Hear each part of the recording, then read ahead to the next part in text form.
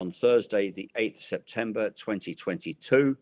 This is a day after crude oil prices fell to an eight-month low, just short of $89. Mainly, it seems, on worries about demand, new and recurring COVID rules in China, and tighter measures by the Federal Reserve to fight inflation, thereby affecting demand and the overall global economy. So let's go around the room with my three guests, please. I'm Frank Kane, by the way. Sorry. Let's go around the room with my three guests and get some thoughts on where that price might go and the factors affecting it. Let's go first to Bill Spindle in Washington, the recently appointed climate and energy editor of Semaphore, a new global news platform which is launching sometime in the coming months. Bill, hello and welcome on the show again. Nice to see you. I understand you may be in this part of, sorry, I'm in the Middle East, of course, in Dubai. I understand that you may be in this part of the world again soon at some stage. Hoping to, taking a little sabbatical here in the U.S., but hope to be back early next year. Good. Well, yeah, it'll be good to see you again. So, Bill, there seems to be a consensus emerging that OPEC Plus will man the ditches and fight to defend oil at around $90. What's your view on that? What's the US view on that? Indeed, is that still too high for the US? Well, I think we've just passed the Labor Day holiday here, which officially sort of is the starting bell for the midterm elections in earnest, and for that, I think the Biden administration would certainly like to see oil prices keep falling. They're probably somewhat disappointed. They've made that big historic trip out to Saudi Arabia, and yet have not really seen any additional production of any real sort that's going to help them. But they'd like to see this filter through to gas prices. That's probably the single thing that could really and has really hampered their efforts so far, because otherwise, looking forward to the election, the Democrats they look to kind of rally this back to the point where it does not look like it's going to be a gigantic Republican wave. Now, there's a long time before the election and a lot to go in oil prices, and the broader global energy crisis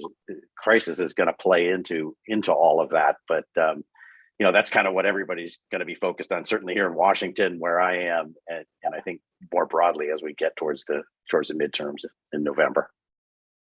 What does $90 mean for US gas prices? Does that keep them sufficiently low? Well, they've been falling, and that's, I think, the Democrats have benefited from the direction. It's been a great relief. Oil prices really spiked, or gas prices really spiked up here over the holiday weekend, which always gets a lot of attention.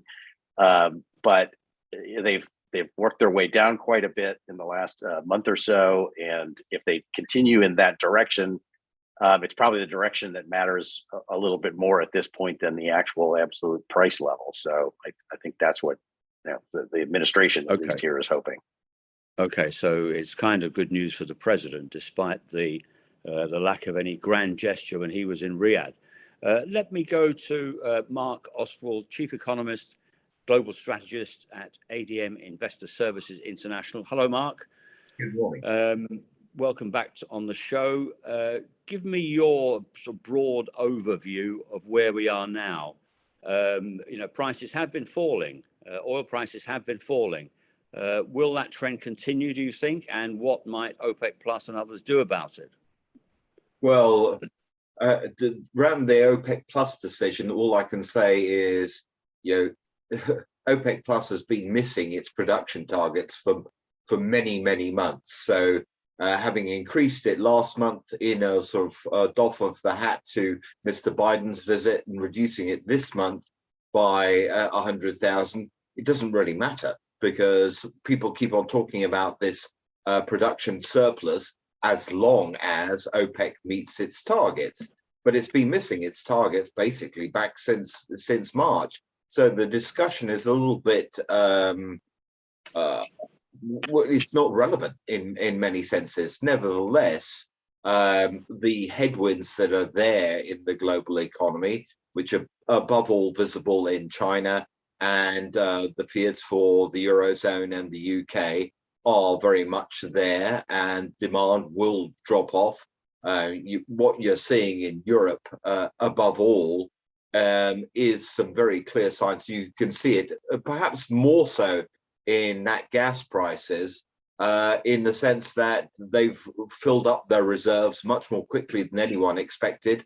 The Russian cutoff is not quite the shock that people expected it to be, simply because demand has dropped off. So we are getting the demand destruction. Now, that leaves us in an interesting place, because we still basically have a supply problem.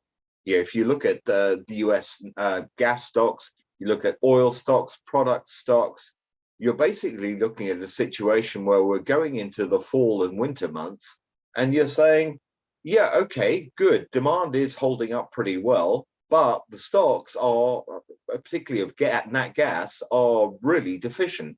So as much as I can see oil prices going down further on this sentiment about the global economy, first of all, incoming data isn't quite as weak as people thought it would be. I think the assumption was we'd see much clearer signs in the US, above all, that demand is, well, not necessarily falling off a cliff, but that private consumption was going to weaken very substantially, and there would be signs already. The labor market is clearly not going to loosen. Because we haven't seen that in the US, have we? No, really. No, we haven't. So overall, the underlying picture is, I think global demand is better than people think. Supply problems do exist, and as much as the bias in the market is to take things down, we are basically one headline away from supply disruption or supply cuts in energy markets and hydrocarbon markets, from suddenly seeing a very sharp turnaround, and the volatility is going to remain very much there. Right. Let me move to Edward Bell, Senior Director for Market Economics at Emirates MBD, who's based in Dubai, UAE, where I am. Ed, please, if you would, talk us through the economics of oil at $90 a barrel for the regional economies. This $90 figure seems to have become put up there in lights now, doesn't it, as a target or a last gasp or a floor. But what does oil at $90 mean for Saudi Arabia and the UAE, the two biggest economies in the region? Yeah, I think we had the verbal intervention from the Saudi energy minister in August, when we had 2 months of pretty consistent sell-offs in oil prices, him describing it as a disconnect between the kind of futures market, the narrative around the recession, and oil and commodities being seen as another asset class, versus what was happening in the physical markets. And as Mark's outlined, they're much tighter than I think the kind of day-to-day trading might make us anticipate.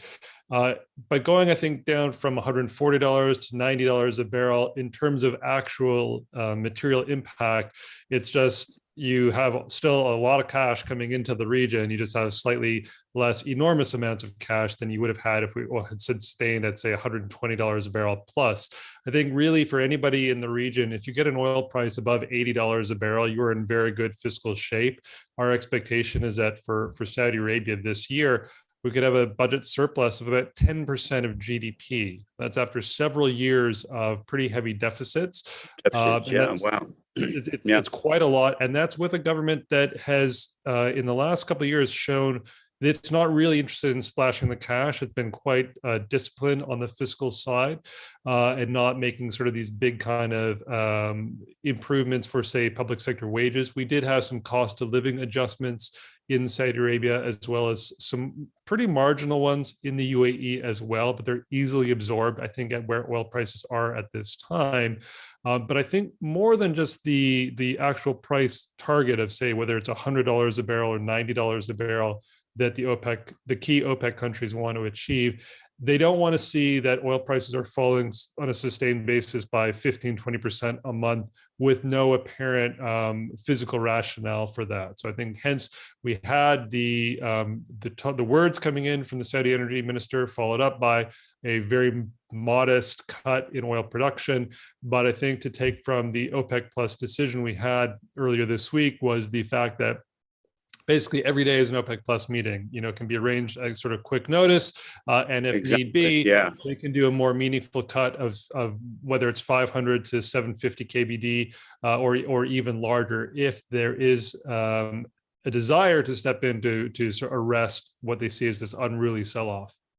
Yeah, it's a very interesting point, that, and I wanted to get your the views of the three of you on that, because it seemed to me that one of the most interesting parts of the OPEC plus announcement on the 5th was that it left it up to Prince Abdulaziz bin Salman, the Saudi energy minister, to basically call the next meeting.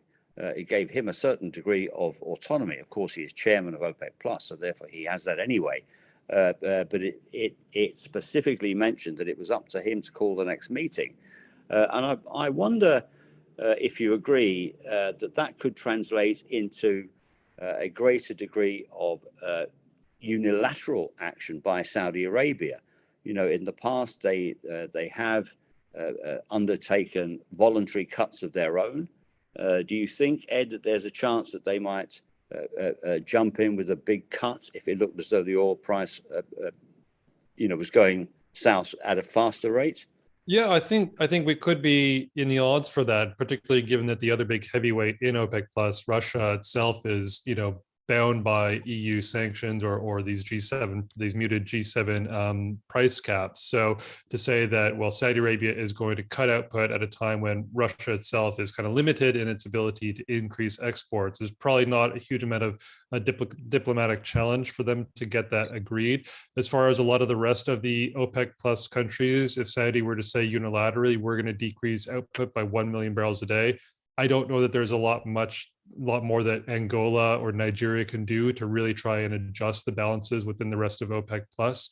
The one probably, choose my words carefully here, the one other participant that might disagree about unilateral cuts is the UAE, which we saw last year a pretty open breakdown in relations within the OPEC plus alliance, where the UAE has been frustrated by the persistent use of much lower production levels at a time when it's made big investments into upstream capacity, and I think was looking forward to the OPEC plus deal essentially expiring, and they could produce sort of more freely at the target or their capacity levels of 4 million barrels a day. But even there, when maybe those decisions become less of an issue when oil prices are at $80 to $90 a barrel, because going from 3.5 to 3.75 million barrels a day, when you're just getting this much revenue coming in, it's sort of just extra frosting on the cake rather than needing to make the cake full stop. Right. Okay. Bill, let me just ask you about the US oil industry at the moment. How fast are they pumping? Are they still falling short of earlier levels? Is there any way that they can come in and fill a gap that it seems Saudi Arabia is not willing to fill and Russia cannot fill? Bill, your thoughts on that, please? Yeah, I think that they're, the sort of unconventional, the fracking industry is picking up at these sorts of prices. It's probably doing a bit more, but I'd say, broadly, it still remains in a kind of mode of taking profits and giving them back to investors despite all this. There is going to be an uptick, whether it'll fill all this, the rest of the market and do what like the Biden administration at this point would at this point like them to do, probably is unlikely, I think, because they're still investors are still wanting to get paid back for that long period where they lost a whole lot of money. Yeah, I get it. Let's move on to the European situation, and particularly gas. Mark, we're on the final day, I believe, today of Gas Tech in Milan. On the broad question here, will European resolve in the face of Russian aggression survive the winter? Do you think Germany, France, Italy will tough it out in the face of declining gas imports from Russia because of the Ukraine war, of course? To a certain extent, I mean, to a large extent, really what one has to look at is that German manufacturing, being the absolute focal point here, has already pared back its demand for power, for gas, because it simply is uneconomic for many companies to produce with these sort of power price levels. And given power prices in Europe are basically locked tight to gas prices, it's people have looked at it and said, well, there's no point. And people that, in terms of orders are looking at it and saying, I'm not paying that price because it's not economic. So to a certain extent, they will tough it out. Where the real big fly in the ointment actually has been, and I think this is underappreciated within the whole sort of energy sector, is that France, with its 70% of power being generated by nuclear, is in absolutely dire straits because it's had to, because of the drought, because of lack of maintenance during the COVID period. It's finding itself basically with half of its nuclear industry not producing the sort of energy levels that it needs. Now, to a certain extent, that's balanced off by a drop in demand. But there is that needs to come back on stream. So because France is a huge intra-EU energy exporter, and if that doesn't rectify itself, then it may actually prove to be quite difficult for the rest of the Europe to tough it out during the winter. And if we're looking at weather patterns at the moment, I think a lot of people are thinking this could be another cold winter. And if it is another cold winter, then there will be probably some failure of some of the resolve, is my guess.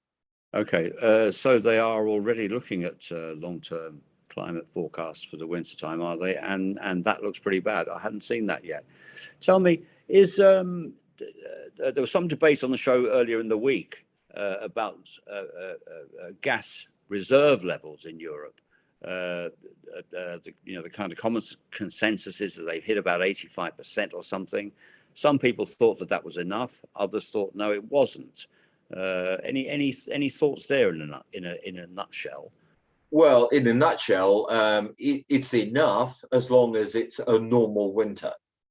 And it's certainly enough because demand has fallen off. It probably does need to still fall off a bit more, but I think you'll find that most European consumers, whether they're businesses or businesses, are probably going to lower their demand in any case, simply because of the cost. So it really then comes down to this issue of how bad a winter is it going to be, which we don't know, but there are suspicions it's going to be a bad one. Okay, right.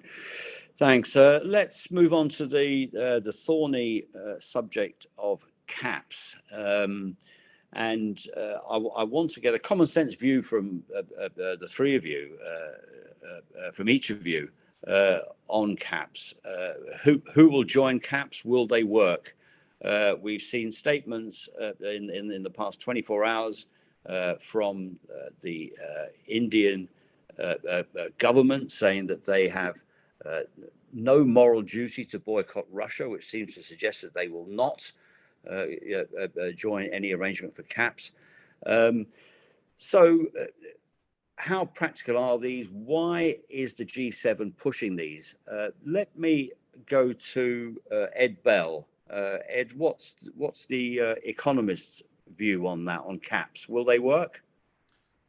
Well, I think so far as in keeping oil out from the G7 countries, sure. But within that, you have the EU ban on seaborne imports coming into effect in 3 months, or in December, early December anyway. And then the ban on refined products in Q1. The United States, UK, Canada have all agreed not to import Russian oil in any case anyway.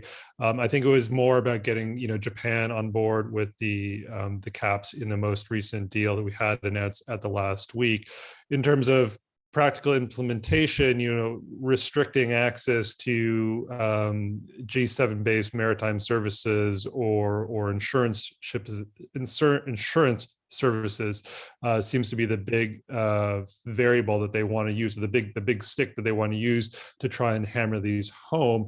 I'm not sure that we're going to get much of an impact of it in terms of it derailing shipments to, as you mentioned, countries like India, countries like Russia, that still seem freely able and willing to import volumes of Russian crude. So it might be a little bit more symbolic at this time, maybe trying to push prices down and give a little bit of an upper hand to those countries that are still importing Russian crude to ask for better discounts. But Russia was offering, discounts anyway. And I think even for them, compared with countries like this UAE or Saudi Arabia, Russia can operate at oil prices much lower than they are now, right? So $70 a barrel is still pretty good for the Russian treasury and Russian economy, much better than the sort of 80 to 90 that governments in this part of the world might require. So in terms of actually causing a big shortfall in revenue to the Russian government, I'm not sure that it's going to be hugely impactful. And I don't know that it necessarily changes the relatively negative outlook for oil market balances anyway. Right. Bill, you were in India recently. You have some expertise there. What's the Indian rationale? What's the Indian position at the moment? They have no moral duty to boycott Russia. Where is their moral duty? Yeah, well, I think as they see it, it's to themselves and to the Indian people, and to try to get the best deal for their interests that they can see. I do think this price cap thing complicates things for them more. I agree with that. It's going to be very difficult to enforce. It's going to be very leaky. But the Indians will continue to try to kind of play this down the middle as best they can. They can't afford to outright condemn Russia publicly, though they've made pretty clear that behind the scenes they've expressed their displeasure with the way the whole situation has gone, and also behind the scenes, they're, I think, quite firmly committed to moving away from Russia in the long haul. Away from, in terms of, well, I think again, not so much publicly, because in the short, medium, and kind of medium long term, they really rely on Russia for weapon systems that they can't really afford to live without, given the fact that China's kind of breathing down their necks up in the Himalayas, where they use a lot of that Russian equipment. So they'll continue to play it down the middle, and I suspect they'll continue to find a way to play it down the middle without condemning Russia publicly, even as they sort of make clear behind the scenes that they're unhappy with the way the Russians have handled this, and they're continually moving closer to the West and to the U.S. militarily, but that's a really long-term project, and it's not going to change the immediate situation. And if they can get good price deals in the meantime, they feel like that's something that they should continue to do, because they're really struggling. They're really hit by every aspect of this, and they just don't see this as their fight in any way. Yeah, I get it. Let's get a view from the wider room and pull up the survey question, please. Proposals by the G7 for capping the oil price will prove to be impractical, ineffective, and counterproductive. And there's a one-word response. You either agree or disagree. Let's see what people think about that. If you could vote now, please. I want to stay with Bill for a moment, because I want to ask him, the other factor weighing on demand are recent noises from the US financial authorities about the need for tougher monetary policy. and this is weighing on oil demand as well, of course. So as we move into the midterm run-up, Bill, give me your thoughts there. You're in DC. What's your take on the sort of interplay between politics and economics in the US, and in particular, reading various US papers recently, it seems as though sympathy towards Ukraine is rather reducing and could reduce further in the wake of the elections. What do you think? Well, certainly we'll get more inward looking and less focused on some of the international things as we move towards this midterm election, as politics really heats up again. But I don't know that your average American was all that fired up about the Ukraine situation itself, and I think the Biden administration is still very committed to it. So I don't think that really changes a lot. The U.S. economy is in a really funky place where you can funky good. Funky it is hard to figure out. Okay. It's the job market continues to be really, really robust, and inflation has started to decelerate somewhat. That's been a big help to the Biden people, but yes, the Fed is become more determined. Chairman Powell gave a speech a couple of weeks ago, or a week or so ago, I guess it was now, where really made clear that they're going to push interest rates higher until they start to see some real traction on inflation. And he made pretty clear that may mean the job market starts to unravel. But they seem pretty determined to push forward. When that will happen, how long that will take, whether that will involve a recession, it's still a little hard to tell. It seems, but I think the likelihood of a recession has gone up, and economically people have started to realize that. And yet you saw the stock market, correct, kind of rise again yesterday after falling after Powell's speech. So yeah, it's a strange place it's in, though it does seem like we're headed clearly for higher rates, probably another 0.75 of a basis point. right. And they're going to keep pushing that until they see some real results. Okay. Ed, is that the economist's view? How close are we to recession in the US? Can they head it off? Well, it's a good question. I think what we got was a kind of firm rejection of any dovishness from the Fed at the Jackson Hole Summit at the end of August, and in all the follow-up commentary we've had. We will get commentary from Chair Powell later today as well. And markets basically are ebbing and flowing depending on their mood as to whether we'll get another 75 basis point hike later this month from the Fed, or a 50 basis point hike. Our leaning right now is that we'll get 50 at this meeting and then another 250s over the rest of this year. But really, more, I think, than just the fact that they're going to go with additional rate hikes, is the messaging is pretty consistent from the United States that rates are going to go a lot higher and markets need to prepare for it. We had a little bit of a head fake, I think, over the summer months when equities rallied, and there was this sort of anticipation that, oh no, the Fed's not serious. They're going to blink in the face of a recession. They've shown no inclination that they're prepared to blink, and that they are going to pull rates much, much higher to try and kill inflation effectively. And some pretty explicit commentary that we don't just need to see inflation slowing down, but we need to see inflation going negative on a monthly basis from some regional Fed presidents overnight.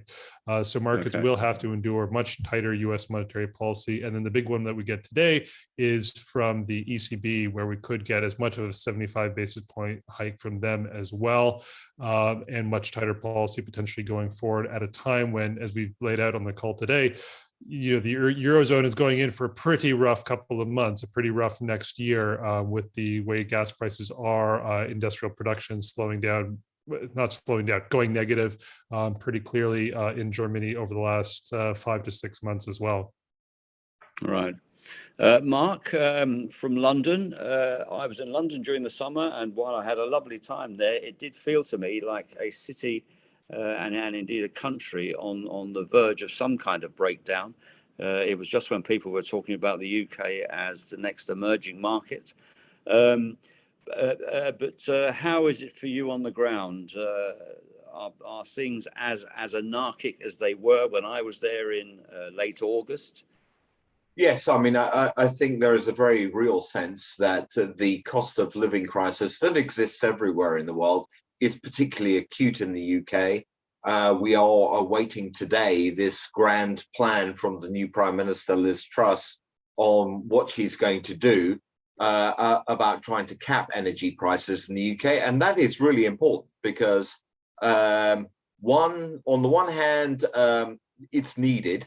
And that might actually give consumer sentiment a bit of a boost. On the other hand, the weakness that we've seen in sterling is testament to the fact that whatever's put in place could end up as an unlimited liability for the UK government at a time where capital flows are negative into the UK. The UK is running a current account deficit of around 10%, nearly double the previous record.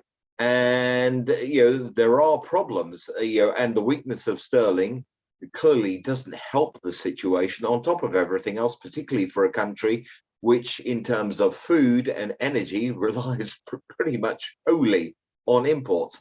And anything which is done to incentivize gas and oil exploration, the results or the benefits of that really won't be visible for the UK and UK energy prices for at least 3 to 4 years. It takes time to put this into get this really those wheels in motion.